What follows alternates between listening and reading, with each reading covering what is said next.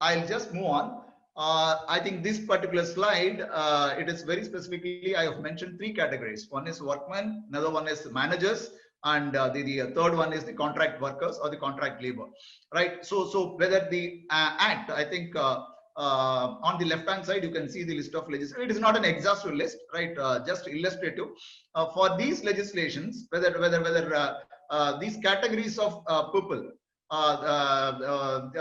for them this will be applicable or not. That is what is very clearly reflected in this matrix. So when we say ID Act, workmen, yes, definitely ID Act will be applicable to the workmen.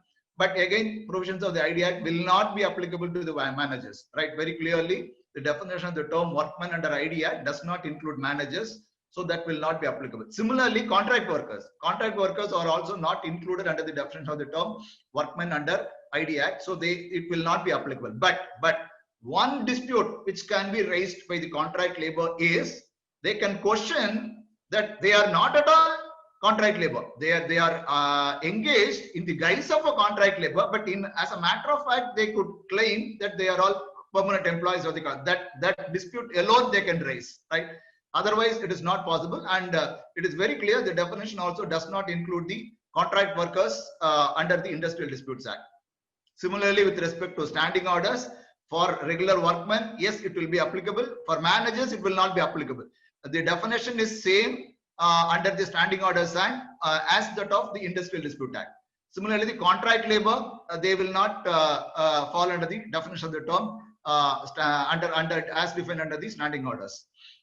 Then PF, ESI, all the three categories will be, for them it will be applicable, both PF and ESI, right? Because it is more based on the salary ceiling, right? Irrespective of whether that person is a workman or a manager, if the salary is say less than 15,000, yes, then he is to be brought under the scope of PF. If it is less than 21,000, then he is to be registered under ESI.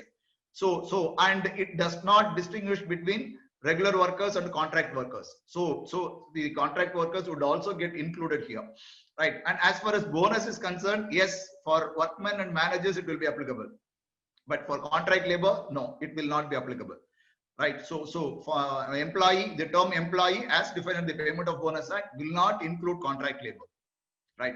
Then gratuity, yes, for workmen and managers it will be applicable, even there is no wage ceiling at all, right? So there is a ceiling for the total amount which is payable as gratuity, maybe at the time of termination of the services, which is currently 20 lakhs. I think many of us are aware, right? But again, contract labor, they are not entitled for gratuity. That is the general position, right? But except in case of Tamil Nadu and Maharashtra, where in both these states there are separate judgments which say that if the contractor fails to pay the gratuity to the contract worker, then the principal employer has to take up the responsibility of paying it, but he can recover it from the contractor. That is what these judgments say.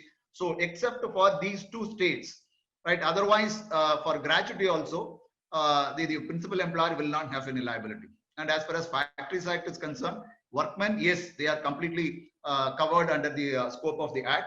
But whereas in the case of managers, I would say it is partially. That is the reason I have mentioned as partial, because certain provisions will be applicable. But maybe you must be aware that health, safety, and welfare, three chapters are very, very significant as far as Factories Act is concerned. So the health aspect, it will be equally applicable to managers, right?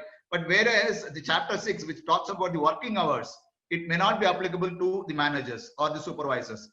Similarly, the overtime payment, right?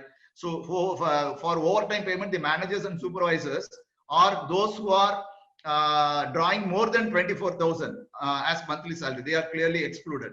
So certain portions will be applicable to managers, certain portions will not be applicable as far as Factories Act is concerned. But contract labor, yes, they will be considered as workers for the purpose of Factories Act. It is very clear. The definition of the term worker includes contract workers also. And as far as Contract Labor Act is concerned, the first two categories not included, because first two categories are direct workmen of the principal employer. So Contract Labor Act will not be applicable to them, but only for contract labor, third category, it will be applicable.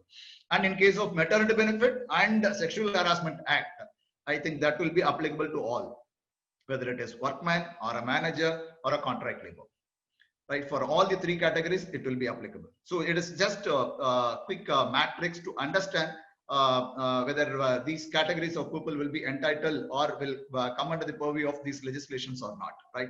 This will quickly give you some idea. That is the reason I just thought I could share it with you.